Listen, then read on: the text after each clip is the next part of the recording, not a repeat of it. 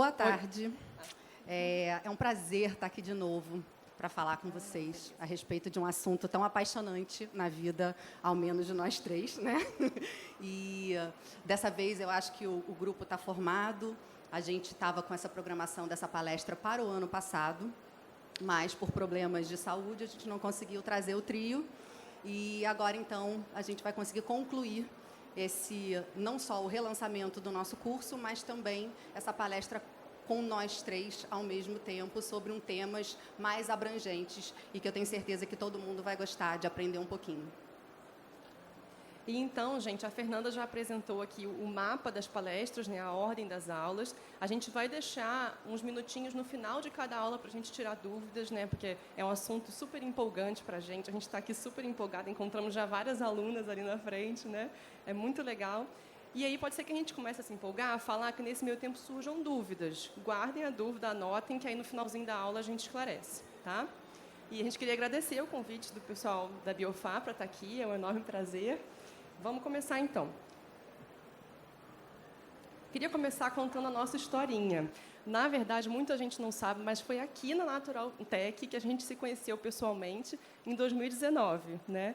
E foi aqui que surgiu a ideia do curso online de dermatologia natural. Então, vejam só, uma ótima oportunidade de network, a gente tem que estar abertos e receptivos, né, para essas oportunidades. A gente decidiu gravar esse curso, lançar esse curso, porque durante muitos anos foi uma jornada muito solitária para a gente, de estudos, pesquisando estudos sobre o assunto, sobre os ativos, sobre toxicidade, e a gente sentia que vários colegas tinham interesse, mas não sabiam como começar, onde procurar. Então, a gente criou esse curso para facilitar de forma mais didática, né? E hoje a gente está relançando esse curso, os primeiros módulos, que falam sobre toxicidade de ingredientes naturais, também, inclusive, né, também toxicidade dos convencionais, sustentabilidade, os fundamentos, está muito legal. Vamos começar, então, com a primeira aula, da gestação, infância e maturidade. Por que, então, que é importante a gente priorizar a dermatologia natural, os cosméticos naturais, nessa fase da vida de gestação e infância, né? Como que os cosméticos convencionais podem ser prejudiciais, nocivos nessa fase? A gente considera, e a gente vê isso em vários estudos também muito recentes, que esse é um período crítico do desenvolvimento humano, tanto no feto quanto na infância. Então, qualquer problema, qualquer intercorrência nessa fase pode ter uma repercussão a longo prazo mesmo, persistente. E aí, eu acho que é importante, primeiro, a gente entender o que acontece na nossa pele quando a gente aplica um cosmético. Isso não é só na gestante, na criança, em todo mundo. Ocorre a penetração de alguns ingredientes. E não são, geralmente, nem são os ativos daquele produto, né? Não são os ácidos, não são os antibióticos também. Mas o que preocupa mais, que parecia inofensivo há um tempo atrás, são os conservantes, são os emulsificantes, são as fragrâncias, são outros ingredientes que pareciam inofensivos, que estavam ali, e que hoje os estudos mostram que não, que eles penetram, principalmente por conta da exposição prolongada. Então, por isso que eu coloquei a foto aqui do desodorante, que é um produto de higiene pessoal que a gente usa todos os dias, desde a adolescência, várias vezes ao longo do dia. Então, o que está presente ali nele está tendo um contato diário com a nossa pele. Ocorre uma acumulação dos ingredientes e metabólitos no nosso organismo, a gente chama isso de bioacumulação. E hoje a gente está descobrindo vários efeitos colaterais a longo prazo decorrentes dessa exposição. Como que isso, então, pode impactar na gestação e na infância? Tem esse potencial bioacumulativo dos ingredientes no organismo materno, durante a gestação, e até antes da gestação também. A gente sabe que esse acúmulo acontece ao longo da vida toda. Passagem de ingredientes e metabólitos dos ingredientes através do cordão umbilical, leite materno, e tem alguns relatos também de passagem transplacentária, pela membrana da placenta. E o principal problema, nesse caso, é o efeito disruptor endócrino, que é uma substância mimetizar os nossos hormônios naturais e competir com pelos receptores daqueles hormônios. Então, o hormônio se encaixa no receptor, um mecanismo de chave e fechadura, de forma bem resumida. Se uma substância compete, mimetiza aquele hormônio ali, ela pode roubar o espaço do hormônio. E a gente sabe que no nosso corpo tudo está muito interligado. Então, qualquer alteração ou interferência pode ter uma repercussão ou imediata ou tardia. O que são, então, os disruptores endócrinos? Eu dei esse resuminho, vamos entender melhor aqui nesse vídeo.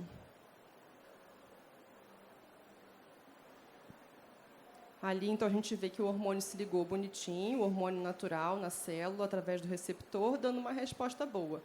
E aí vem o bandido do disruptor endócrino, conecta no receptor, e ele vai gerar uma resposta errônea que vai gerar uma porção de outras alterações no nosso organismo, bloqueando algumas vias de comunicação, enfim, como eu falei, está tudo interligado, né?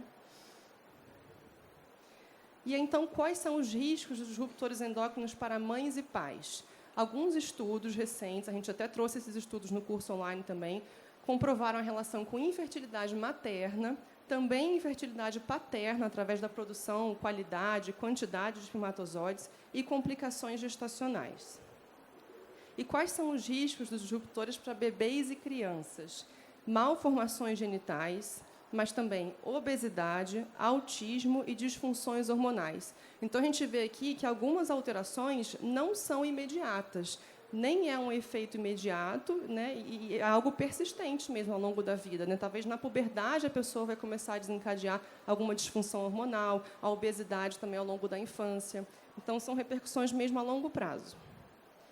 Esse estudo é um dos estudos que está no nosso curso online, é um estudo publicado em 2017, que avaliou o impacto na fisiologia humana da exposição pré-natal, então, durante ali, a gestação, antes, aos bisfenóis, que são plastificantes presentes muito comuns em mamadeiras e garrafas plásticas. O principal representante é o BPA, e aos parabenos, que são conservantes muito frequentes nos cosméticos convencionais. Então, esse estudo é bem profundo, ele é bem abrangente, a gente explorou bem ele no nosso curso, mas aqui eu vou focar mais na conclusão dos autores, para a gente entender em que pé está essa situação. Eles concluem, então, que os estágios mais sensíveis do desenvolvimento do ser humano ocorrem no feto, e, até o momento, nenhuma medida específica foi colocada em prática para regular a exposição aos disruptores endócrinos em mulheres grávidas. Um grande número de produtos destinados a mulheres grávidas contém parabenos e bisfenóis que passam para o feto e podem afetar o seu desenvolvimento, e que mais atenção, então, deve ser dada a esse fato subestimado, e a importância de evitar os produtos que contenham bisfenóis e parabenos durante a gestação deve ser destacada. E é isso que a gente vê na prática, né? Muitas pacientes já chegam sabendo que não é para utilizar ácido retinóico, ácido salicílico, ureia, e etc., mas ainda se expõem muito a parabenos, fitalatos também, outros disruptores endócrinos de filtros químicos, ou metais pesados, substâncias que podem ter outros efeitos nocivos. E risco dos disruptores endócrinos na infância, aqui é um videozinho só para a gente entender também onde eles podem estar presentes, em quais produtos eles podem estar presentes. Então, a gente vê que são vários, não só cosméticos, e quais as consequências que isso pode trazer, né? Então, infertilidade, desenvolvimento precoce, ovário policístico, são múltiplas alterações, muitas relacionadas ao efeito disruptor endócrino, realmente, mas outras não. Outras a gente ainda vê que ainda estão em investigação. E aí, uma colinha aqui para vocês de quais são os principais disruptores endócrinos que a gente deve evitar. Podem tirar foto, todo mundo. Existem outros também, a gente aborda isso um pouco mais a fundo aqui no nosso curso online, mas esses são os principais e os nomezinhos ali que eles costumam ser encontrados. São conservantes, principalmente parabenos, são bem presentes, triclosan. O triclosan é um antisséptico, então ele é muito frequente também em produtos antissépticos, sabonetes, etc. Filtros solares químicos, principalmente a benzonfenona e o octocrileno. Fitalatos, que é muito comum de estar presentes em fragrâncias artificiais, no parfum, e corantes também, e BHT e BHA.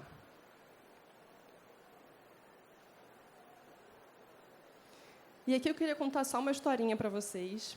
Como lidar com os disruptores endócrinos na infância. Essa daqui é a Olivia, minha filhinha, ela tem 3 anos, e é uma figura. Agora está na escola, então as amigas da sala pintam as unhas, e ela quis comprar esmalte para pintar as unhas também. Aí eu falei, gente, meu Deus, vamos ver, né, como é que vai ser isso. E aí eu fui pesquisar. Eu ouvi falar que existia um esmalte que saía com água. Eu pensei, já começou bem, né, começou bem. Infantil e tal. Eu falei, vou dar uma olhada aqui na composição para ver como é que é esse tal esmalte. A venda do esmalte é que ele é infantil, hipoalergênico, que também já é legal, vegano. Isso, infantil, hipoalergênico e vegano. Já faz uma chamada boa, né? Aí eu encontrei a composição do esmalte, que é essa daqui. E aí eu coloquei, para a gente conseguir entender um pouquinho melhor, em amarelo, o que eu considero assim, uma toxicidade intermediária, que claro que a gente evita, o ideal seria que não tivesse na composição, mas em vermelho, o que é ainda pior, especialmente por se tratar de um produto infantil. Então, no curso, a gente tem um bloco que chama leitura de rótulos, a gente vai fazendo algumas leituras de rótulos juntas, aí por isso que eu quis trazer também essa composição, para vocês verem como é que a gente costuma fazer. E aqui tem uma informação importante. Muita gente me pergunta, como é que você identificou, bateu o olho, assim, leu, identificou tudo? Eu não bati o olho, identifiquei tudo, gente. Alguns nomes aqui eu precisei jogar no Google, a gente coloca lá o nome da substância e do lado o nome da plataforma que você quer buscar. No caso aqui eu usei o EWG, que é uma plataforma famosa, existem outras, e aí por isso que eu coloquei essas notas aqui do lado, esses vermelhos aqui, é a pontuação que o EWG dá para essas substâncias, né? E também uma outra dica, como que a gente encontra a composição de um cosmético assim na internet? Você coloca ali o nome da empresa, o nome do produto, composição. No Google mesmo, vai aparecer algumas opções, assim, ou o próprio site mostra, mas nem sempre isso é comum, ainda mais quando se trata de uma marca convencional, ou sites de revenda também podem ter essa informação, ou blogueiros que fizeram resenha, enfim, esse é o caminho das pedras mesmo, né? Vamos lá, o polivinilacetato é um plastificante, então a gente evita esse tipo de substância nos cosméticos naturais, principalmente pelo potencial de contaminação ambiental que ele tem. O perfume é a fragrância artificial, que geralmente está contaminada com fitalato, deve ser o caso aqui, porque eu não acredito que seja um produto também de procedência tão extraordinária assim, e é difícil a gente comprovar também se está ou não contaminado com fitalato. Então, na dúvida, a gente evita, já que a fragrância não é nenhum ativo, não vai fazer nenhum efeito positivo ali no produto, né? O fenoxetanol é um conservante que é muito utilizado, mas algumas pessoas têm dermatite de contato com o uso dele. E aí, olha esse nome aqui. Etilhexilmetoxicinamato. Esse nome é o octinoxate, que é um filtro solar químico que está presente nessa composição do esmalte infantil que sai com água. A gente não imagina que vai ter um filtro solar ali, mas tem. O disódio DTA é um quelante de ferro e ele também pode favorecer a penetração de outros ativos. Então, ele presente nessa composição é muito ruim, porque ele está favorecendo a penetração desses outros ingredientes tóxicos também. E aí, de novo, um nome esquisito, ó, butilmetóxido-benzoilmetano. Essa é a avobenzona, é um outro filtro químico também presente nessa composição. O etilhexilsalicilato é o octissalato, também outro filtro solar químico, e o benzilsalicilato também. Então, são 4 fotoprotetores, 4 filtros químicos presentes nesse esmalte convencional infantil, no caso, né? E outro péssimo ingrediente é o butilfenilmetilpropional, que é essa fragrância chamada Lilial, que foi recentemente proibida na Europa porque foi associada com infertilidade e alergias. Então, a gente vê, para que ter uma composição dessa num produto infantil? Talvez seja para aumentar a conservação, porque a criança vai deixar ele aberto, alguma coisa assim, mas é tirar do consumidor, tirar da gente a nossa responsabilidade também de conservar direito aquele produto, de saber usar, de fazer melhores escolhas, né? Então, como é que a gente lida com disruptores endócrinos na infância? Como é que, no caso, eu lidei aqui, né? Conversei com a Olivia, minha filhinha, e expliquei para ela que lá na nossa casa a gente faz esse tipo de escolha, de evitar contato com esses produtos que são ruins, que podem acabar fazendo um dodói no corpo mais para frente, então que, de vez em quando, né, na casa de uma amiga, ela pintou. Também não vai ter um piripaque porque pintou, mas não é legal a gente colocar isso na rotina. Então, eu mesma também não uso, sirvo isso de exemplo para ela, digo a verdade para ela, sem também aterrorizar, e assim a gente vai induzindo as nossas crianças a questionarem, né? Assim, nesse universo da dermatologia natural, a gente questiona muito, e acho que é importante a gente ensinar às crianças isso também. Agora, a Patrícia vai falar um pouquinho com vocês sobre a eficácia, então, dos ativos naturais na infância e maturidade. Eu não sou tão boazinha quanto a Luísa, não. Mas, enfim, vamos lá. Característica da pele dos bebês, né? Então, por que a importância do uso da cosmética natural nessa fase da vida? A pele do bebê é aquela pele fina, delicada, super absortiva, é uma pele que tem muito menos camada do que a pele do adulto, então ela se torna uma pele muito mais permeável. Ela não tem um manto hidrolipídico tão bem estabelecido como o manto de gordura da pele do adulto. Ela não tem uma maturidade, por exemplo, das células de defesa. Então, é uma pele que se irrita, que pode fazer reações de alergia e de sensibilidade muito mais frequentes. A maturidade também da microbiota da pele do bebê está em formação ainda. Então, são vários fatores que fazem com que essa pele fique muito mais sensibilizada numa fase da vida de muito maior exposição a esses agentes agressores. Então, na verdade, a cosmética natural na infância devia ser muito mais bem formulada, levando isso em consideração em relação às possíveis consequências da absorção desses ingredientes nessa fase da vida. Então, ativos suaves à base de manteigas e de óleos vegetais, sem nenhuma fragrância, né? Para que bebê tem que usar perfume? Não faz o menor sentido isso. Hipoalergênicas e com cuidado em relação à escolha dos conservantes. Porque quando a gente fala de disruptor endócrino, a gente está falando de conservante. É uma classe muito comum de ter esse tipo de ação. Então, vale essa cosmética, esse olhar mais voltado para esse tipo de formulação nessa fase. E evitar os óleos minerais, porque todo derivado do petrolato ele pode ter a contaminação com dioxano, que é um contaminante cancerígeno. Então, também não faz o menor sentido a gente ter silicone em produto para bebê. E aí o bebê já nasce com 1000 apelos, né? O bebê já nasce com um skincare quase completo, né, no dia a dia. Então, não é só o produto para limpeza, não é só o produto para remoção, limpeza da área da fralda, o creme de pomada, o talco, enfim, o perfume, o shampoo, o condicionador, né? O bebê nasce com cabelo, então já tem ali uns 8 produtos para serem usados no dia a dia. E a ideia é essa, que a gente reconheça que esses produtos podem alterar mais ainda a pele dessa criança e, de repente, ajudar a formação de uma dermatite atópica depois de algum tempo, né? Usar sulfatos cheios de detergente numa pele de uma criança que tem uma predisposição a uma alergia, você modifica essa microbiota, você facilita mais ainda uma dermatite atópica, você modifica essa microbiota, desenvolve uma dermatite seborreica. Não tem sentido você buscar produtos convencionais nessa fase. Então, aqui a gente já falou, né, da pele do bebê até os 2 anos de idade, né, é assim que a gente classifica. Ela tem uma característica que é se desidratar com facilidade, por essa pele ser muito fina. O bebê perde água para o meio externo, então é o que a gente chama na dermatologia de perda transepidérmica de água. E, por isso, a gente precisa de produtos um pouco mais densos de hidratação, um pouco mais hidratantes, né? Porque o bebê naturalmente fica com uma pele mais ressecada durante essa fase da vida, tá? E de 2 a 10 anos, a gente tem a exposição desse bebê no meio ambiente, né? Então, o bebê já tem vida própria, ele já vai fazendo as coisas que ele bem entende, né? Assim, com supervisão, obviamente, mas ele está lá. Então, é um bebê que mexe na terra, que rola na grama, que, às vezes, vai ficar no banheiro, né? Assim, depois dos 3, 4 anos, vai ficar brincando na banheira cheia de espuma. Então, mais um motivo também para a gente escolher esses produtos que vão fazer parte da vida dessa criança, tá?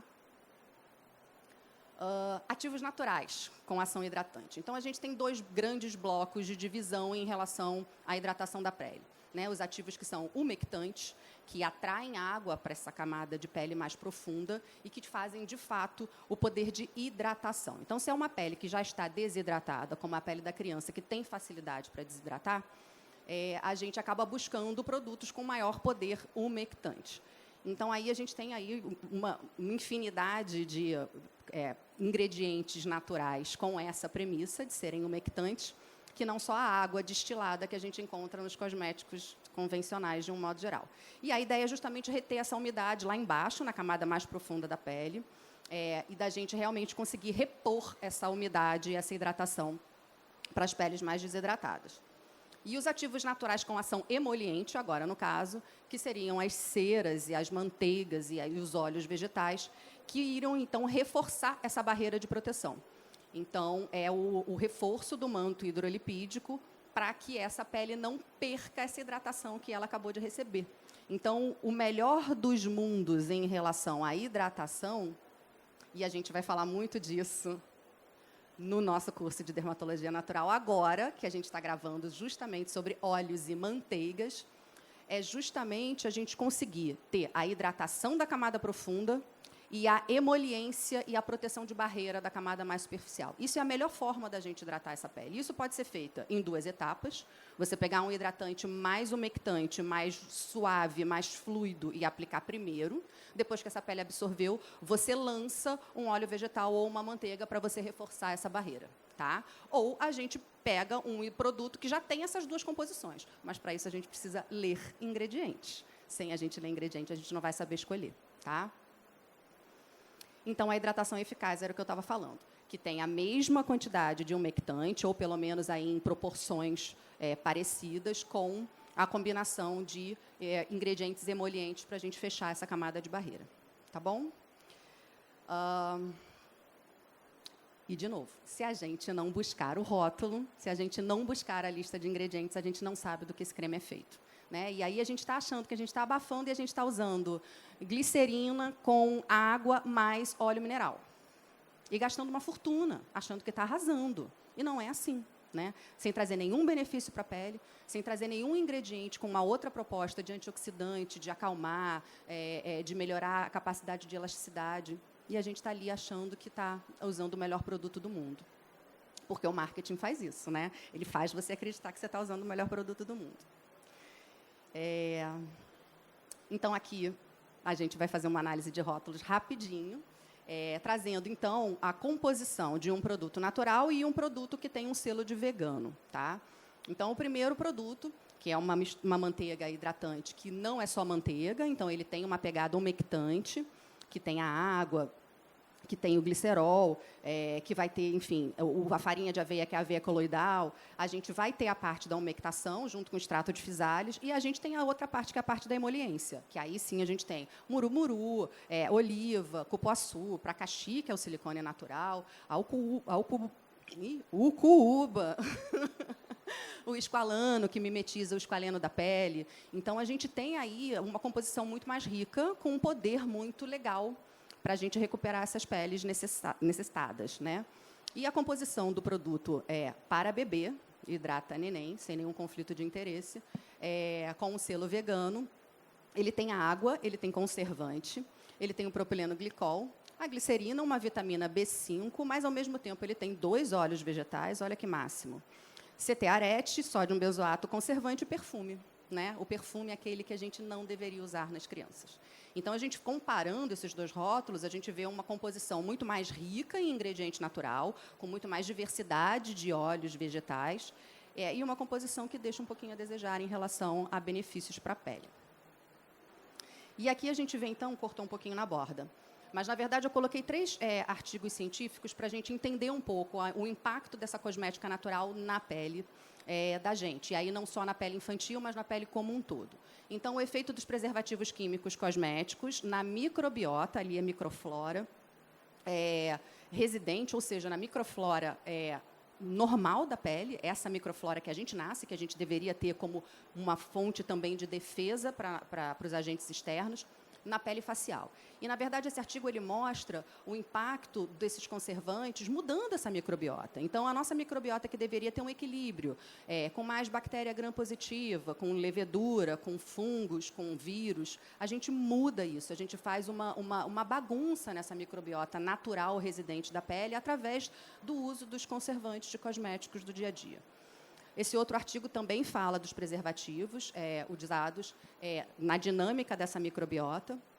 Então, mostrando realmente, e artigos são recentes, um de 2019 e outro de 2021. Então, isso são estudos que estão vindo à tona agora em relação a esse impacto dos conservantes na microbiota da pele. E ali embaixo mostrando a alteração da barreira de defesa da pele com o uso dos sulfatos, que é o que a gente vê nos detergentes, nos sabonetes, nos shampoos e nos produtos de higiene, de um modo geral, ativando uma célula de inflamação da pele, ou seja, aumentando processos inflamatórios na pele de ratos que foram testados através do uso dos sulfatos. Então, isso tudo é para a gente entender que, sim, os cosméticos têm ingredientes que não fazem bem para a nossa pele, e que eles, até que ponto, são responsáveis pelo desenvolvimento ou pela manutenção de algumas doenças de pele. Eu acho que é isso que a gente tem que perguntar. Eu, como dermatologista, isso vem sempre na minha cabeça. Até que ponto os cosméticos convencionais podem impactar potencializar ou prolongar doenças de pele que a pessoa talvez já tivesse uma predisposição, é óbvio, porque senão todo mundo tinha algum tipo de problema de pele, né? E a gente vê que isso não acontece na população, nem todo mundo tem. Mas até que ponto aquela pessoa que já tem essa predisposição não sofre esse impacto por conta de uma má escolha de cosmético do dia a dia? E aí a gente vê a pele do bebê e a pele do idoso, e a gente vê que são peles mais parecidas do que a gente imagina, né? Então, a pele do idoso também é uma pele que fica muito fina, também é uma pele que fica com a defesa um pouquinho mais envelhecida e defasada, e não tão eficaz assim. É uma pele que também precisa de mais hidratação, que o manto de gordura também já não é mais o mesmo, e a gente sofre com essa deficiência nessa fase da vida. Então, a gente vê que são peles que talvez precisem de uma demanda parecida, que tem alguma necessidade semelhante. Então, como as crianças, a gente precisa hidratar bastante a pele do idoso, a gente precisa cuidar em relação à cicatrização das feridas, a gente tem também uma microbiota que é muito suscetível e a pele do idoso já muito fina, e também com exposição de umidade em determinadas áreas, porque o idoso, às vezes, também volta a usar fralda, né? Então, a gente precisa ter esse olhar para a pele do idoso também com a demanda e a atenção que a gente tem em relação à pele da criança, tá? Cuidado em relação a prurido, a coceira, a escoriações. Então, como a pele da criança, a pele do idoso também é muito frágil, também é muito sensível. Então, também é um olhar que a gente tem diferente, mas, ao mesmo tempo, lembrando da infância. E na cicatrização de feridas é o que eu acho que é onde a cosmética natural é mais impactante para a gente.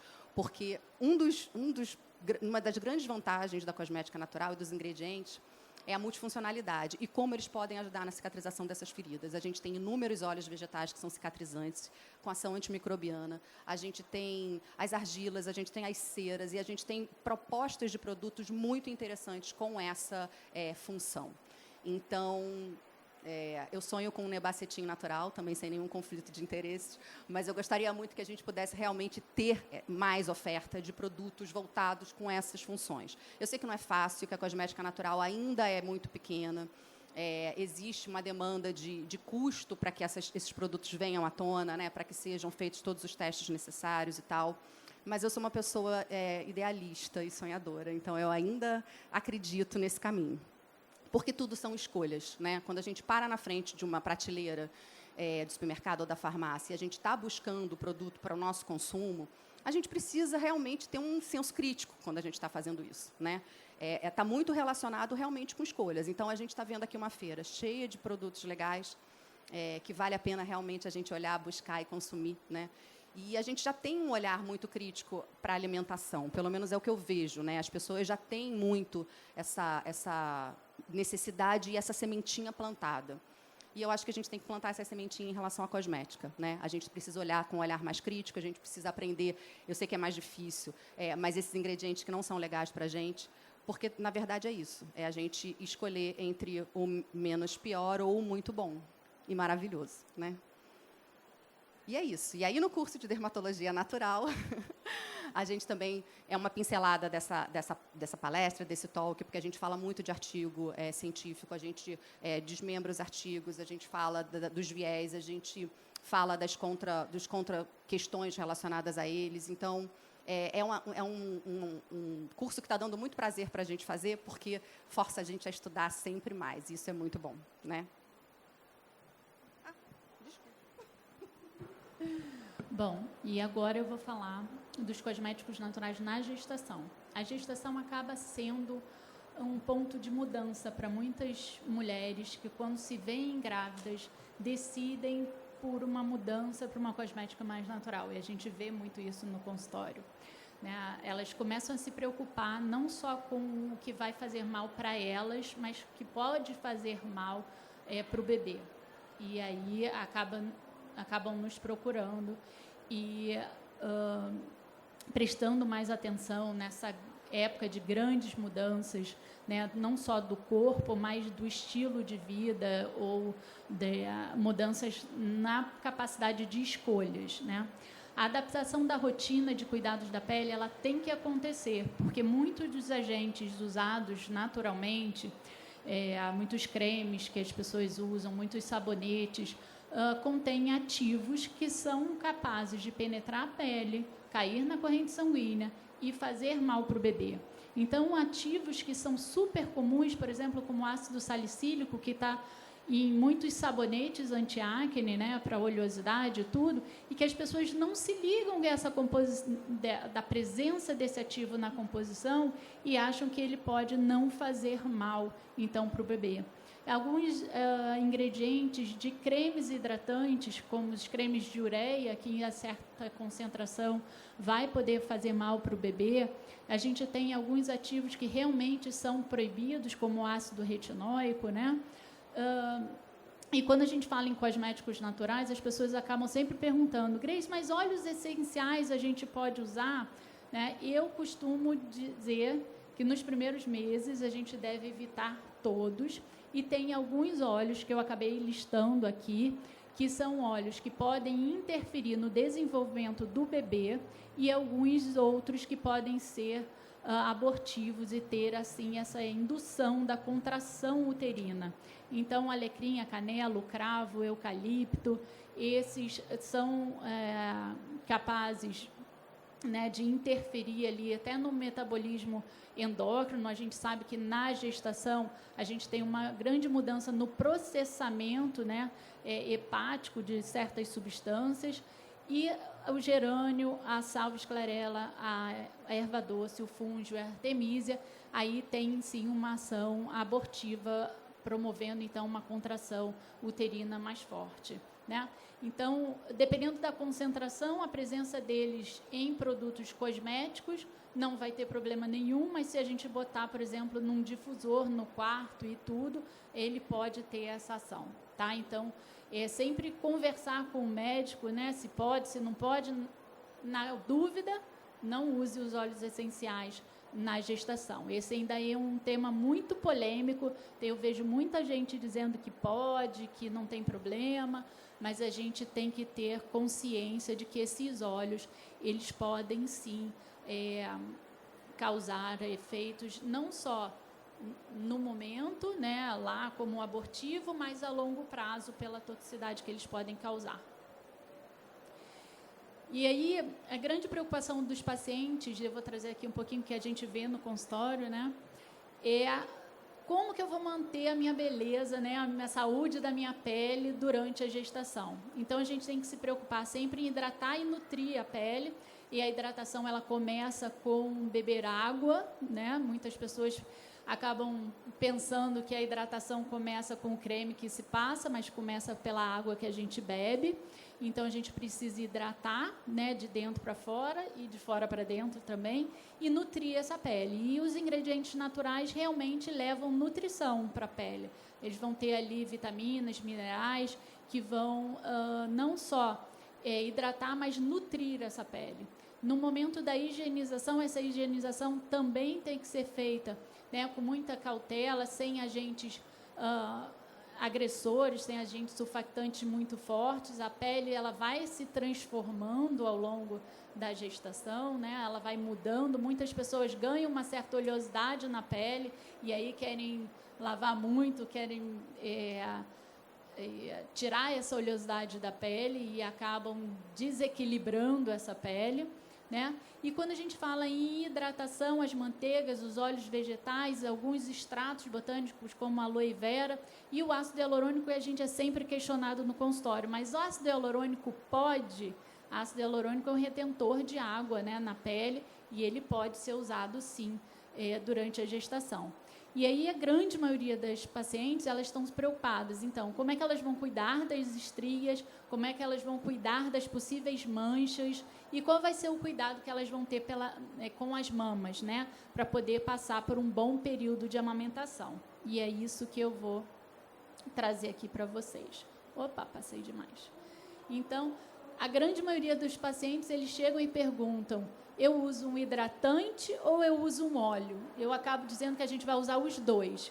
Eu acho que a Paty exemplificou bem aqui, né, a função de cada um deles, mas a gente acaba usando os dois, um sobre o outro, ou em momentos diferentes. Ai, Grace, mas para eu sair para trabalhar, quando eu passo um óleo, eu fico mais meladinha e tudo. Isso também vai depender do tipo do óleo que vai estar sendo usado. Mas a gente pode usar um no momento, outro no outro, ou os dois juntos. A atenção sempre tem que ser dada para o hidratante mais neutro, né? Sem perfumes, né? Sem muitas substâncias que possam causar alergia nessa pele, né? A gente tem hoje no mercado muitos hidratantes específicos para as peles de gestantes dentro do universo natural, né? E eu gosto muito dos óleos vegetais, como o óleo de girassol, o amêndoas, o abacate, o semente de uva, o óleo de rosa mosqueta e o de calêndula. Todos esses podem ser usados durante a gestação. E aí a prevenção de manchas, né? A prevenção de manchas é uma coisa que sempre as gestantes perguntam para a gente. É muito comum, né? A gente recebe esse paciente no início da gestação. Ai, Grace, mas eu não tenho que usar uma coisa para prevenir a mancha? E eu digo, calma, menos é mais nesse momento, tá? E a gente, falando em manchas, mesmo sem ser gestante, a gente sempre vai de uma forma mais tranquila, né? Mais calma. A gente tira um pouco da ansiedade dessas pessoas que querem usar muito ácido. Ai, Grace, mas eu já não posso usar ácido. O que eu vou usar? Né? Eu digo, gente, menos é mais. A gente vai focar aí nos ativos antioxidantes, né? Vai trabalhar aí com óleos, extratos, com essa ação antioxidante. Mais para frente eu vou falar de vários ativos antioxidantes e sempre reforçar a importância da fotoproteção nesses pacientes, tá? Mas a gente dá para acompanhar essa pele, prevenir a mancha sem utilizar ativos que vão estar agredindo a pele. E aí, o bebê nasceu, qual o cuidado que eu vou ter na lactação? Como é que eu vou cuidar dessa minha mama? Esse cuidado da mama, ele começa lá durante a gestação, né, onde a gente vai aumentar a resistência dos mamilos e vai hidratar a pele da mama, mas não hiperidratar a pele do mamilo. Para quê? Para que ele tenha resistência no momento que o bebê vai sugar, né? Então, aquela receitinha da vovó de aumentar a resistência, né? Ah, pega um banhozinho de sol, ou passa uma buchinha, aumenta a resistência dessa pele, ela vale. Talvez não da forma que a vovó explicou, mas ao aumentar a resistência é bem importante. E sempre que passar a hidratação, passar por volta, né, em volta da mama, mas não hiperidratar esse mamilo, porque senão ele fica com menos resistência e ele acaba rachando com maior facilidade. E quando o mamilo já está rachado durante a amamentação, aqui nós três amamentamos e a gente sabe que não tem nada melhor do que o próprio leite materno, né? Para curar essas feridas, mas a gente também pode usar aí alguns ativos vegetais, óleos vegetais, extratos e tudo para aumentar o potencial de regeneração desse mamilo e não necessariamente aqueles cremes prontos que são com a base de lanolina. Então, gente, essa foto aqui, o bebezinho lindo, maravilhoso, numa banheira cheia de sabão, né?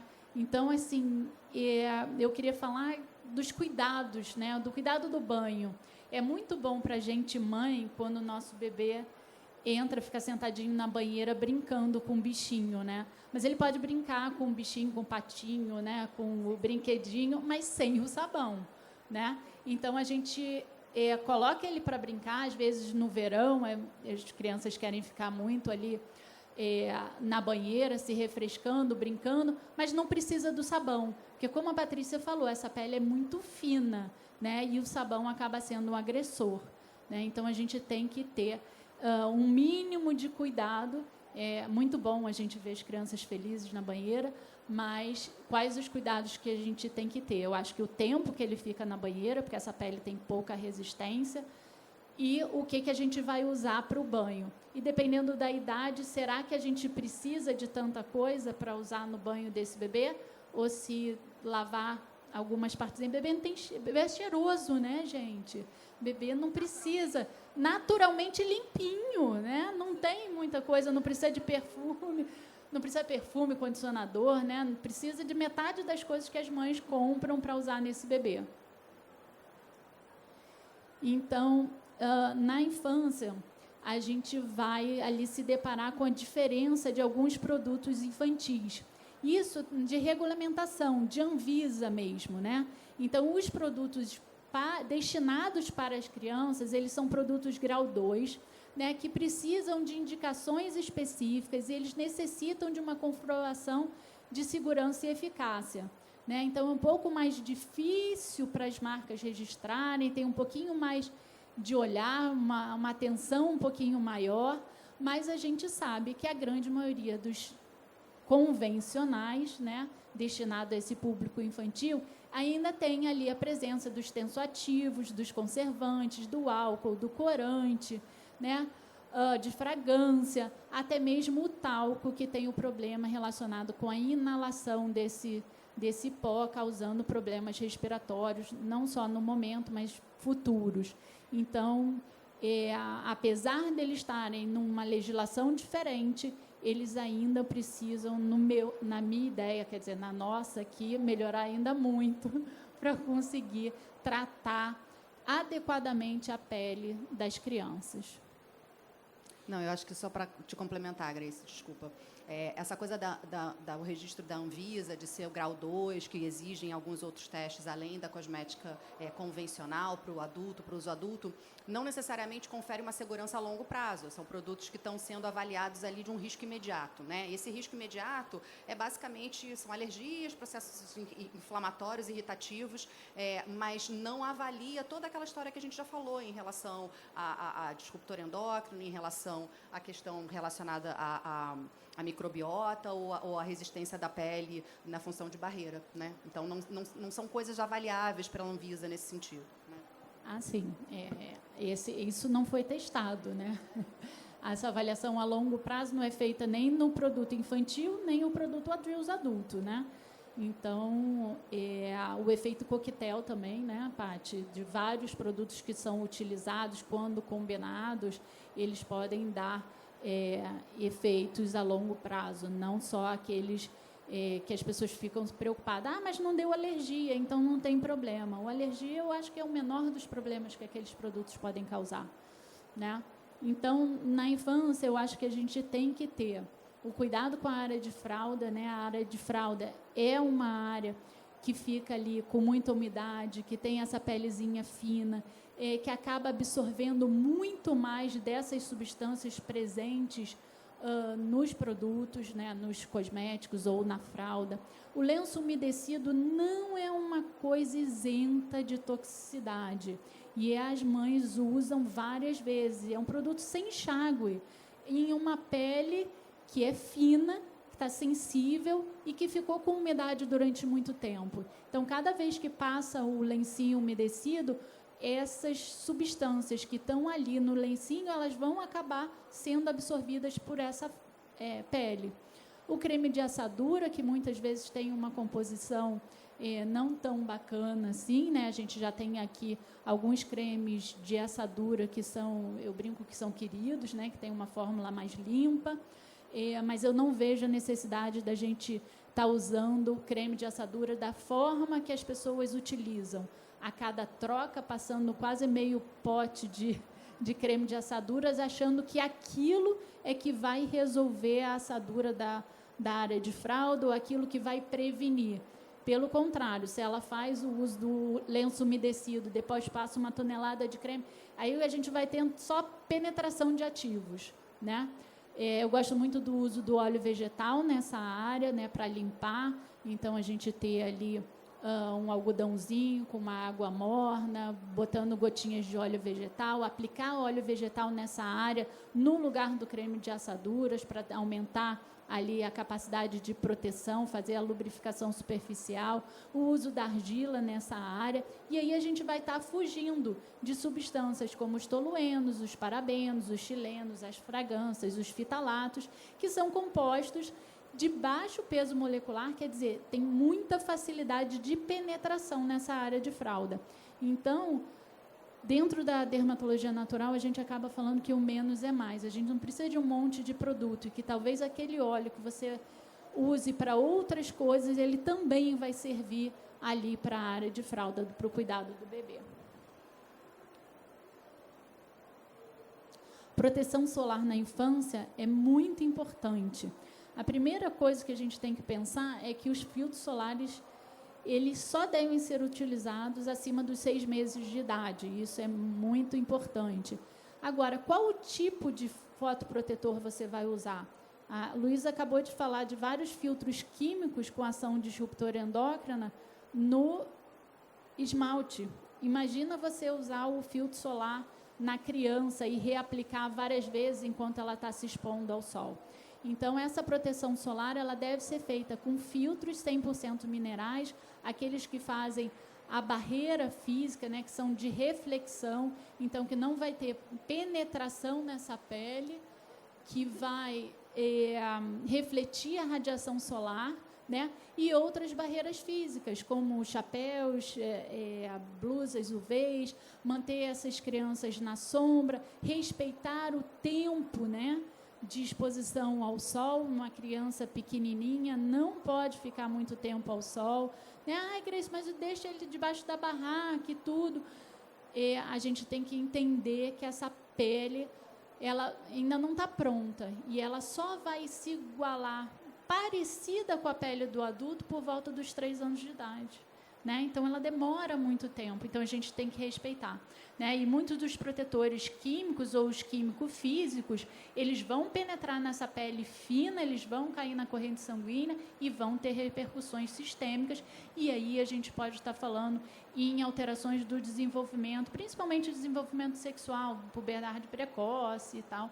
Então, acho que a gente tem que ficar muito atento nessa parte também. Em relação às fraldas têm inúmeros componentes químicos e cada bebê usa, em média, 4.800 fraldas descartáveis durante os primeiros anos de vida.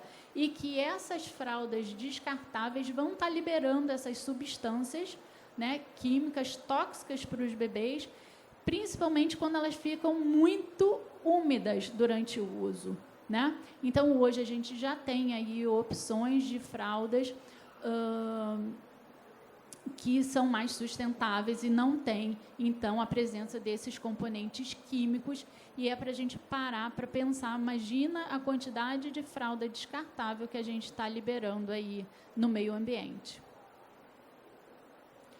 Então, aqui eu trago 2 produtos, né, infantis, eu trago o creme de assaduras da Mustela, e em comparação com esse outro creme de assaduras, e esse creme da Mustela, ele vai ter ali água, um óleo vegetal, que é o óleo de girassol, depois ele tem um óxido de zinco, que vai fazer essa barreira, aí ele vem com mais óleos, ele vem com óleo de oliva, aí ele vem com aloe, né? Ele tem ali o sódio benzoato como conservante, e ele vai nutrir essa pele, ele tem bastante capacidade de regeneração, ação anti-inflamatória, tanto do óleo de girassol quanto da aloe vera.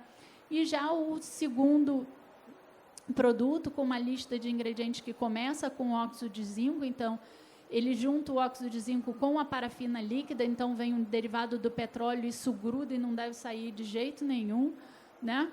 E, apesar dele ter a avena e o pantenol, que é a vitamina B5, ele vem com disódio EDTA, BHT e o fenoxetanol de conservante.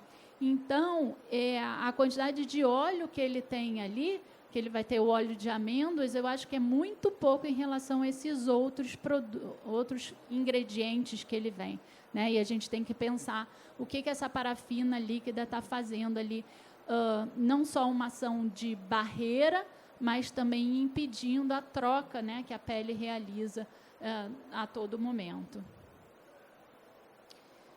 Nessa outra comparação de rótulos, eu botei um óleo, né, que é o óleo do fluido corporal Nascer, da BioArt, que tem como primeiro ingrediente a aloe vera, depois vem óleo, depois vem lavanda, calêndula, a vitamina E e os conservantes. Então, ele é basicamente um extrato, um produto com um extrato de aloe vera e óleo, e aí vai ter a calêndula e a lavanda para dar um cheirinho super gostoso. E em relação ao óleo da Granado, a primeira coisa que ele bota é Olus Oil, e não é óleo mineral. A tradução é óleo vegetal. E aí ele vem óleo vegetal, que eu não sei qual é, porque ele não diz, porque ele só bota esse. Depois ele vem o capriglicerídeo, que é um agente que melhora a emoliência da pele, dá uma característica suave para a pele. Depois ele vem o óleo de oliva. Depois ele vem perfume, a vitamina E sintética, o BHT e os agentes perfumantes. Então, a gente não sabe nem qual é o tipo de óleo que tem nessa composição, mas, de todo jeito, ele vem cheio de perfume, BHT, né? E o último, que eu acho que é muito utilizado aí pelas mães e pelos bebês, que a primeira composição é parafina líquida, depois perfume, e depois tem a vitamina E sintética, né? E os componentes de fragrância. Então, assim, realmente não consigo ver o que isso pode trazer de benefício, de regeneração dessa pele, né? De melhora de qualidade de pele quando a gente usa isso no bebê.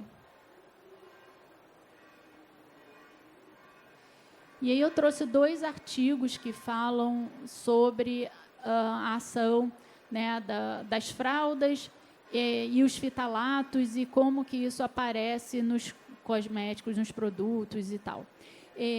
Esses artigos, eles mostram que essas substâncias, elas, quando usadas antes na gestação e durante o período de desenvolvimento da criança, até os 9 anos de idade, eles conseguem estar presentes na urina dessas crianças.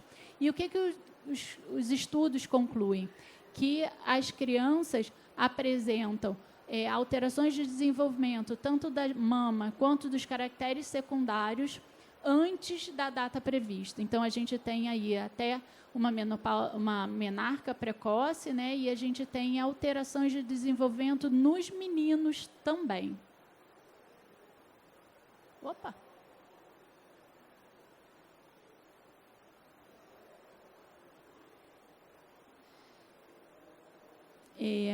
Esse é o artigo que eu estava falando.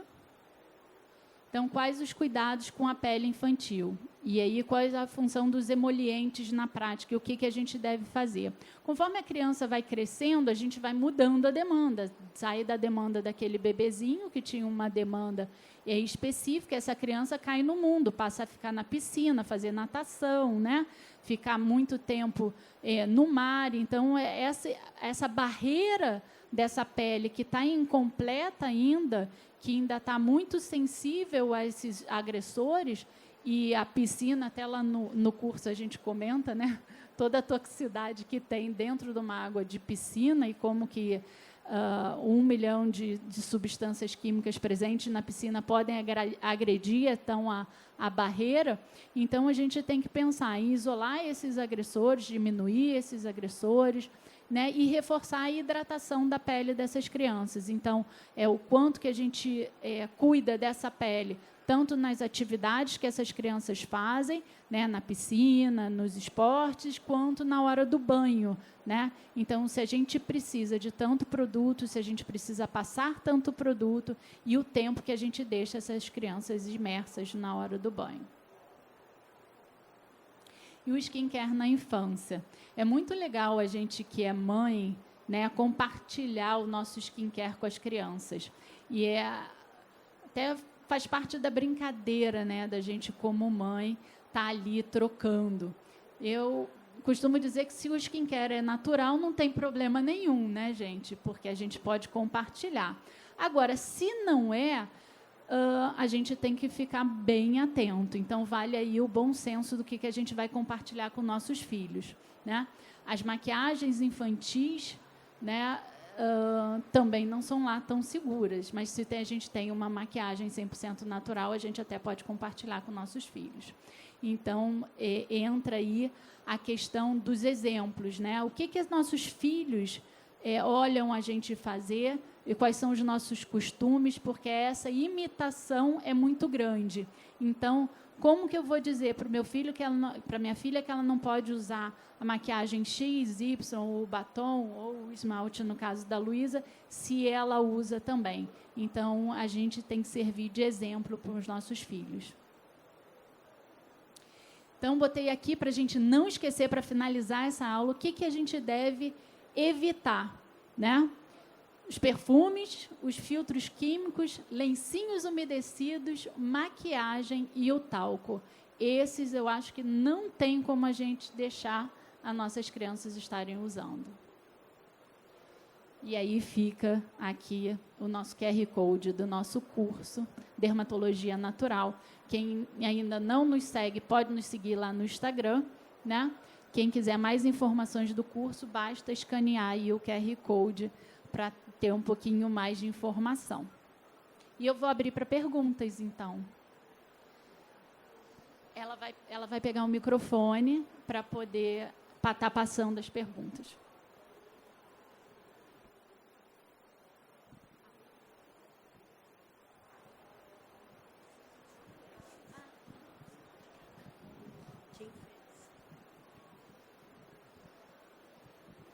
Olá, meninas, boa tarde. Eu gostaria de saber qual a opção, então, para uma proteção solar que não seja química para a criança. Proteção solar de um filtro 100% físico, mineral, não nanopartícula. Né? Grace, o que é isso, né? Então, a gente já tem aqui no Brasil diversas marcas onde o protetor está escrito 100% mineral.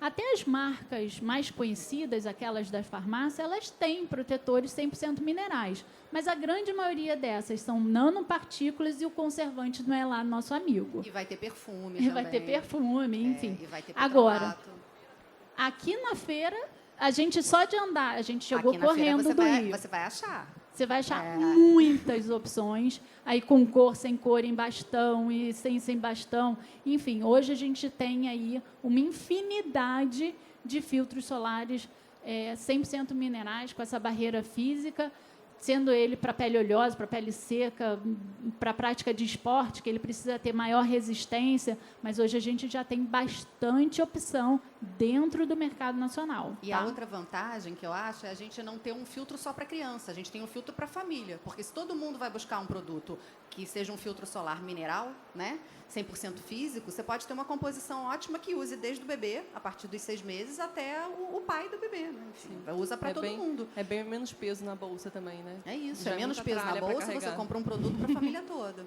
E isso pode ser feito com hidratante, isso pode ser feito com sabonete, isso pode ser feito, né, com tudo. Se a gente for parar para pensar, a formulação da cosmética natural ela é muito democrática, porque ela alcança do bebê ao idoso. Sim. Essa é a ideia.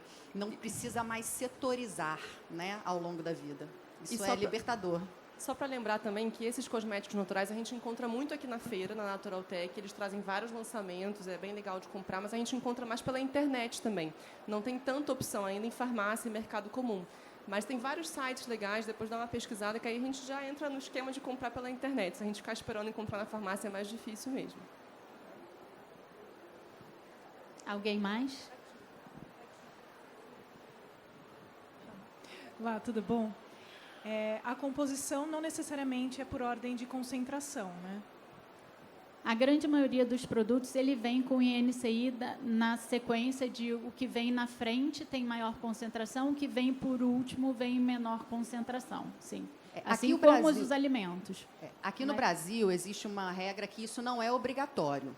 Mas se a marca faz um produto com a intenção de ser exportada ou alguma coisa nesse sentido, de um modo geral, a gente vê que todo mundo coloca o INCI em ordem decrescente, porque isso é um padrão mundial. Né? Aqui no Brasil, a gente tem as exceções às regras e acontece isso também. A marca pode não botar na ordem decrescente. Oi, gente, boa tarde. Eu tenho 2 dúvidas. Uma é, vocês comentaram que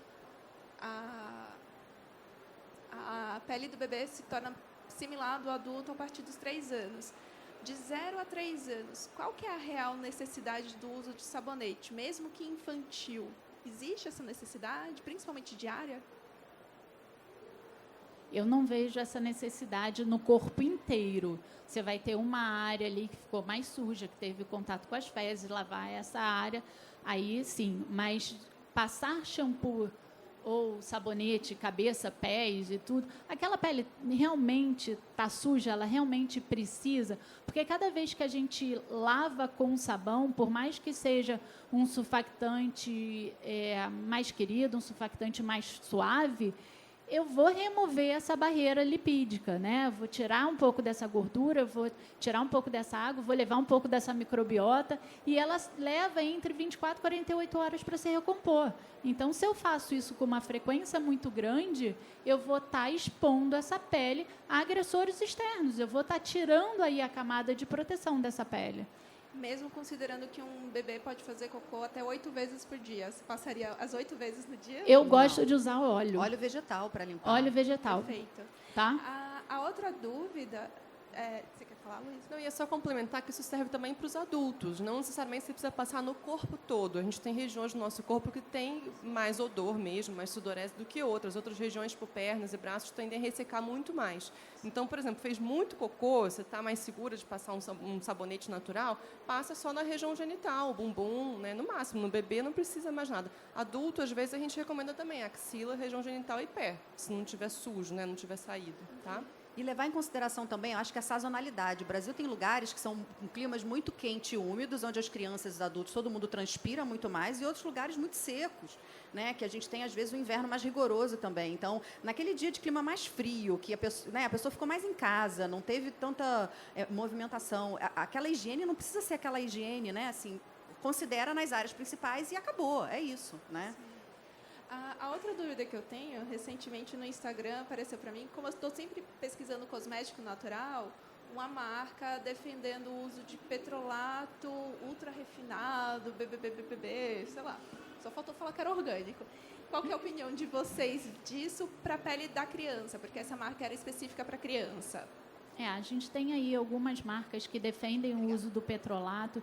Eles dizem que o petrolato, quando é bem refinado, a contaminação aí com dioxano, com hidrocarbonetos, ele não aconteceria, e que o papel oclusivo, né, do óleo mineral seria importante para a manutenção do equilíbrio da pele. Superior até aos óleos vegetais. Sim, é o que as marcas normalmente estão falando.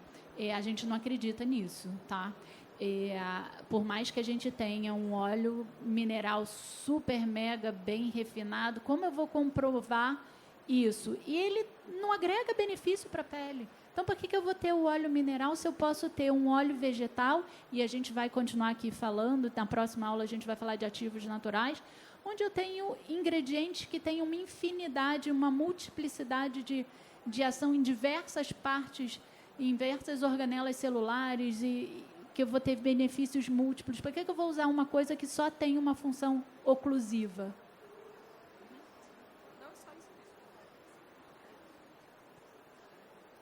Então, vamos para... A gente faz uma pausa agora. Se deixar, a gente fica aqui falando o dia inteiro, né? O assunto é incrível. Muito obrigada por essa primeira aula, Patrícia, Luísa e Grace. Elas já voltam, tá, gente? A gente nem vai parar aqui, não. A gente só vai nessa passagem da primeira para a segunda aula fazer... Vocês têm uma pausinha para tomar uma água, dar uma descansadinha. A gente tem agora uma apresentação aqui com a Marila Mesquita. A Marila é diretora de marketing e responsabilidade socioambiental corporativa da Mustela. Marila, venha para cá, por gentileza, conversar com a gente. E já as médicas voltam para a nossa segunda aula, sem pausa. A gente já continua direto, tá bom? Seja bem-vinda, Marila. Qualquer um desses? Obrigada. Boa tarde. Bom, acho que hoje em dia, né, a maior parte das empresas reconhece que a inovação é fundamental ali para elas se manterem relevantes e competitivas no mercado, né? Eu tenho quase 20 anos de carreira trabalhando com marketing e inovação E hoje eu posso dizer que, para mim, inovação tem um lugar diferente, né? Eu acredito em inovação como um lugar de prontidão. O que isso significa? Significa que a gente precisa trabalhar a inovação olhando para o que a sociedade precisa, né? Está aberto ali, né? Não é sobre a gente, é sobre o que o mundo precisa, e está aberto ali para resolver um problema que, de fato, precisa ser resolvido. Nem mais, nem menos, né? E eu sempre fui apaixonada por inovação, enfim, tive essa paixão pelo meu trabalho desde que eu comecei a trabalhar. E acho que é porque eu sempre fui muito inquieta e criativa e queria achar soluções ali para melhorar as coisas, né? Só que eu não tinha muita clareza, quando eu comecei minha carreira, de qual que era meu propósito, né? Por que eu gostava tanto do meu trabalho e como unir essa paixão com o meu propósito de vida. Mas aí, há 5 anos atrás, eu me tornei mãe, Francisco, meu primeiro filho. E aí, quando nasce um filho, nasce uma nova versão de nós mesmos. E muitas dúvidas, muitos questionamentos, né? E eu comecei a me questionar, né? Por que eu gostava tanto do meu trabalho, né? O que me fazia sair todos os dias de casa e deixar meu filho lá para trabalhar? Que mudanças e inovações tanto eu queria fazer, que ia fazer meu filho se orgulhar, né, no futuro, né? Que mundo eu queria deixar para ele, ou melhor, né? Que filho eu queria educar para construir um futuro melhor para o mundo. E aí, com todos esses questionamentos passando pela minha vida, nesse momento eu tive a sorte, o privilégio de começar a trabalhar na Mustela. E por que eu digo isso, né? Naquele momento, eu achava que era sorte por causa dos produtos maravilhosos da marca, porque eu era consumidora, né? Um dos primeiros desafios que eu tive como mãe foi a dermatite atópica do meu filho. Ele teve dermatite atópica muito cedo e foi meu primeiro contato com a marca Mustela. Então, eu sabia que a Mustela tinha produtos eficazes e seguros, era expert na pele do bebê desde o nascimento. Meu médico super recomendou, que é uma pessoa que eu confio. Então, resolveu o meu problema, então estava tudo lindo. Só que aí eu comecei a trabalhar na Mustela e descobri que a Mustela era muito mais que isso, né? Então, apesar de ter, sim, 70 anos de expertise dermatológica, em dermatologia pediátrica, né? A Mustela também é uma empresa B, né? O que são empresas B? São empresas que se comprometem, né, a ter a sua atividade com impacto positivo para as pessoas e para o planeta. E a gente tem muito orgulho de dizer que a gente foi a primeira marca de dermocosméticos a receber essa certificação em 2018. Né? Nós também, né, quando a gente pensa em inovação, né, nos nossos dermocosméticos, a gente busca na natureza, né, os melhores ingredientes naturais e, de preferência, de agricultura orgânica para os nossos produtos. E a gente extrai desses ingredientes, né, ativos que são super poderosos ali no cuidado com a pele, através de uma tecnologia verde de extração. Isso significa que a gente respeita a vida ali e o meio ambiente, né? E também a gente passa por uma cadeia responsável, sustentável, e tudo isso sobre o controle da União de Biocomércio Ético. Além disso, em 2019, a gente se comprometeu, junto com outras 500 empresas, também Bicorp, né, a neutralizar a nossa pegada de carbono até 2030. Só que isso não é fácil, porque, para isso, a gente precisa mudar toda a nossa cadeia de fornecimento, de produção. A gente precisa estar mais próximo dos nossos consumidores, né? A boa notícia é que já começamos a produção, o nosso projeto de fazer produção local aqui no Brasil para estar mais próximos dos nossos consumidores, né? E também a gente vai trabalhar com uma abordagem circular para os nossos produtos em embalagem. O que isso significa? Significa que, ao invés da gente usar aquele método tradicional, onde a gente usa e descarta e joga fora, a gente vai ressignificar os materiais, as nossas embalagens, ou seja, olhando como aquilo pode ser reciclado, como aquilo pode ser reutilizado e reintegrado à nossa cadeia de produção. Isso significa menos uso de recursos naturais e menos uso de resíduos, né? Mas, para tudo isso acontecer, né, a gente precisa ter compromissos e metas ambiciosos, né, para a gente atingir esse carbono zero. Então, na Mustela, a gente está comprometido com zero desperdício, com devolver mais do que a gente tira do planeta e também estar ao lado dos pais e das famílias, todos os tipos de família. Quando a gente fala em desperdício zero, né, o que a gente quer dizer? A gente tem várias metas para olhar ali e repensar a nossa oferta de produtos que a gente tem hoje. Então, uma das metas é redução de plástico em 20% até 2025, que é daqui menos de 2 anos. Ter plástico reciclado integrado em nossas embalagens em 30% delas. E ter pelo menos 20% do nosso portfólio de produtos em embalagem refil.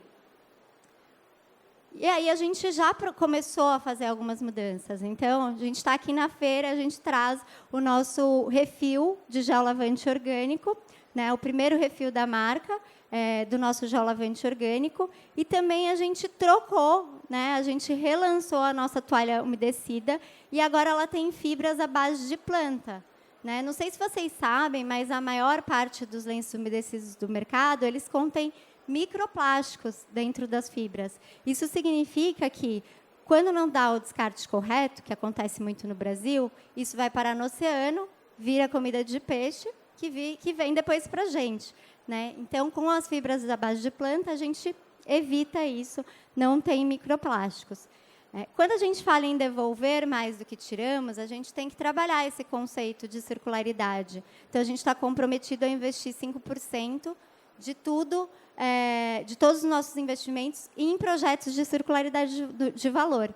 E aqui no Brasil, a gente começou já um projeto em parceria com a Drogaria Venâncio, no Rio de Janeiro, e com a Bumera, que é uma empresa de economia circular, também empresa B, né, onde a gente coloca alguns pontos de coletas nas farmácias, os consumidores podem levar as embalagens para serem recicladas, a gente recicla aquelas embalagens, né, usa as cooperativas, os catadores também, apoia esse projeto deles, e a gente transforma todo esse plástico reciclado em mesinhas, cadeirinhas infantis, e esse ano, a gente doou para uma instituição que chama Lar Cantinho Feliz, tudo que foi transformado através das nossas embalagens. E aí, como eu falei, estamos comprometidos sempre a estar ao lado dos pais e das famílias. Então, quando a gente pensa em inovação, em solução, é para ajudar e facilitar essas famílias a terem um consumo mais consciente. Né? Porque não adianta a gente falar para as pessoas, precisa reduzir plástico, não usa isso, não usa aquilo, se a gente não propõe soluções que sejam práticas, que sejam seguras, que sejam eficazes, para que os consumidores possam fazer essas mudanças. Né? Então, hoje, eu vou trazer aqui alguns exemplos, né, 2 exemplos, na verdade, de que é possível, sim, fazer inovação e pensar em solução com impacto positivo, tanto para as pessoas quanto para o planeta.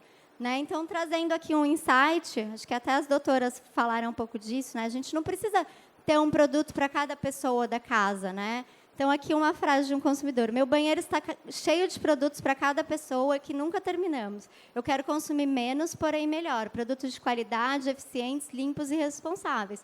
Então, se a gente tem um produto natural e seguro, todas as pessoas da família, o bebê, a criança, o adulto, ele pode usar esse produto. Né? Então, pensando nisso e também pensando em transformar resíduo em recurso, vou apresentar o nosso primeiro produto aqui.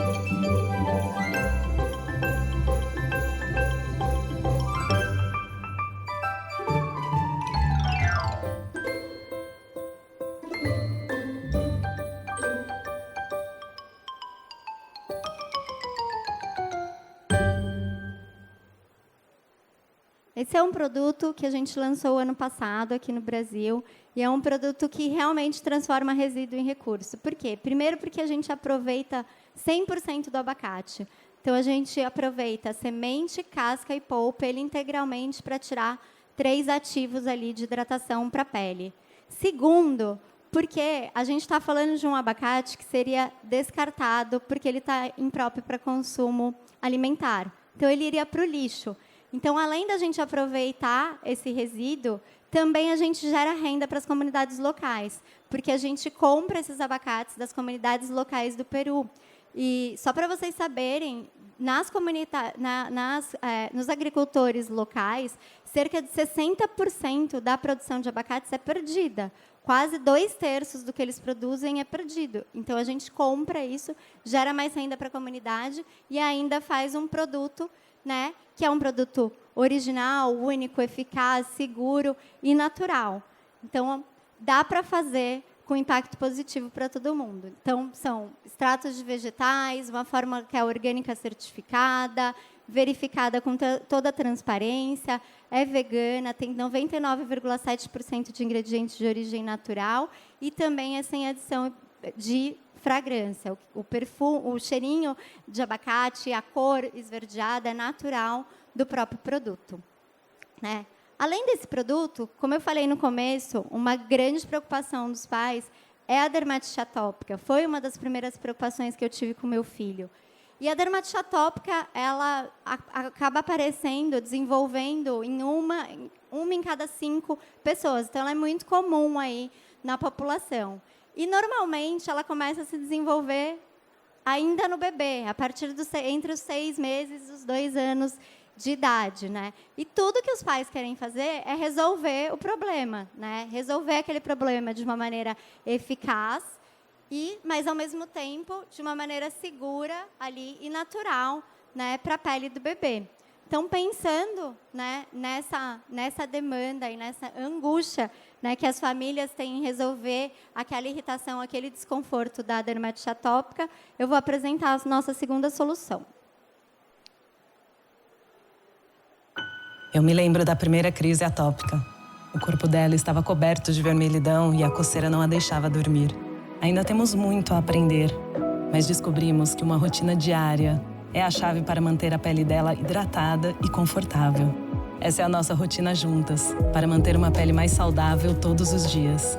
Stella Topia Plus, com prebióticos e óleo de girassol para rebalancear a barreira da pele. Mustela, ao seu lado desde 1950.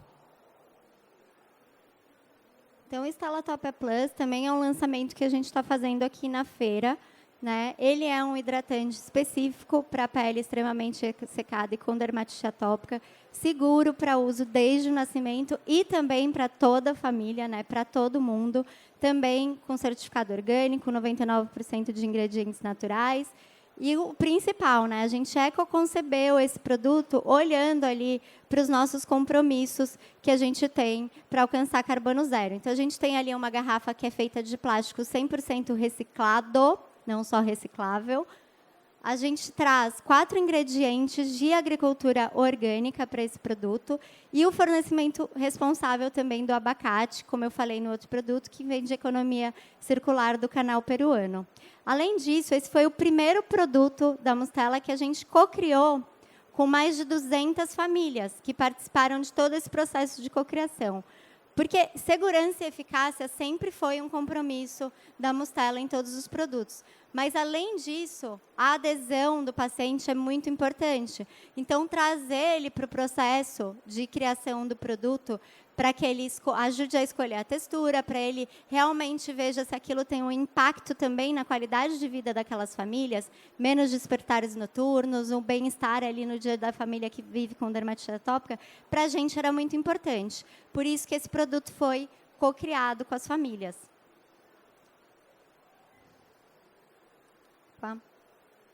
Então, aí, gente, esses serão 2 exemplos que eu trouxe de impacto positivo em termos de inovação, né? Trazendo aqui que eu acho que é uma responsabilidade nossa, a Mustela, como de outras empresas, e não olhar mais, só colocar o consumidor no centro, né? Nós, do marketing, a gente fala muito de consumer centric, colocar o consumidor no centro, mas como alguém que consome. Não, a gente precisa colocar mais que isso. A gente precisa colocar a comunidade no centro das nossas ações. Isso significa olhar para o consumidor, para as famílias, mas também para os fornecedores, para os agricultores, para os clientes, para os funcionários, para a natureza. Tudo aquilo tem que estar no centro das nossas ações e quando a gente pensa em inovação. Né? Então, eu olho, sim, que as empresas podem ser potência, podem ser lugares transformadores para os futuros que a gente deseja. Né? Como eu falei, a Mustela me transformou numa outra pessoa, numa pessoa melhor. Hoje eu tento usar toda a minha inquietude para fazer mudanças, para inovar, pensando, né, que solução que eu vou trazer que vai impactar positivamente as pessoas e os planetas. E o planeta. E aí, para finalizar, eu queria trazer aqui, há um mês atrás, eu assisti no Web Summit uma palestra muito legal do Fred Gelli, que é um designer super famoso, e também ele é um defensor ali da economia circular e da sustentabilidade nos negócios. Né? E aí eu fiquei me questionando, né? Aonde que eu busco, quem são minhas fontes de inspiração para eu inovar, para eu fazer algo melhor do que eu estou fazendo hoje, né? E o Fred Gelli trouxe num evento de inteligência artificial, ele mudou o foco e trouxe a inteligência natural como fonte de inspiração para tudo que a gente faz. Né? E faz todo sentido, né? Porque é uma fonte infinita ali para a gente abrir o nosso repertório quando a gente pensa em solução. Porque ela atua em 3 princípios. O primeiro, que é otimizar, ao invés de maximizar. Então, a natureza só usa os atributos que precisam ser usados, não inventa nada além disso. Circular ao invés de linear. Então, na natureza, tudo se transforma, tudo se aproveita, nada é jogado fora. E de interdependência ao invés de dependência. Né? A gente tem que pensar que as nossas atitudes impactam no outro. Está todo mundo ali conectado. Né? Então, é isso. Trazendo esses princípios e olhando para a natureza, eu deixo aqui, né, que para a gente começar, quando a gente for pensar em como consumir, o que fazer e como fazer, olhar para a natureza como inspiração aí na busca das nossas respostas, tanto para o futuro que a gente quer deixar para os nossos filhos, né, e para as futuras gerações. Obrigada, gente.